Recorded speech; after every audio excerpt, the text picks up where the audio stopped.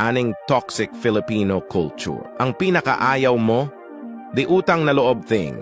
Just because tinulungan ka nila, other people are expecting na you owe them forever. Others would say, if hindi dahil sa akin, ganito ganyan.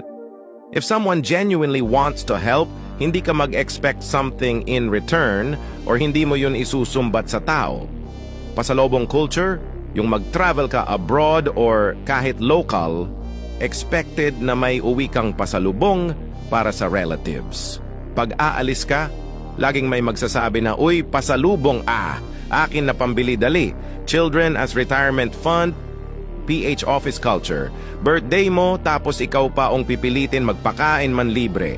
Sa ibang bansa, ikaw pa ang isusurprise ng pa-party ng mga friends, colleagues mo eh. Dito, disappointed pa sila pag di ka nagpauto. If nanlibre ka, iisipin, mapera ka, tataas ang respect sa'yo onti and feeling like boss ka nila, rinse and repeat. Pero pag nagbago ka, like nagtipid, etc. at inalis mo yung nakasanayan nila, sa'yo sasabihin nila, nagbago ka na. Payabangan ng work title, licenses, PRC, tsaka affiliations sa family. Granted, hard-earned ang title at license, pakiramdam ko ang liit ko kasi ano nga ba naman ang cabin crew compared sa doctors, lawyers, engineer, etc. Tas over-glorified pag UP graduate, valedictorian, or May honors. Yung kahit may limited number of guests ka sa mga occasion kaso may pasaway na halos dalhin ang isang buong barangay. Sila nakakakain na, ang dami pang kinuha pero yung mga imbitado talaga kung hindi wala nang maupuan, wala namang makain. Very prevalent ito sa mga probinsya. Mari sinama ko na yung mga pamangkin ko, dito na sila magtanghalian. Smart shaming.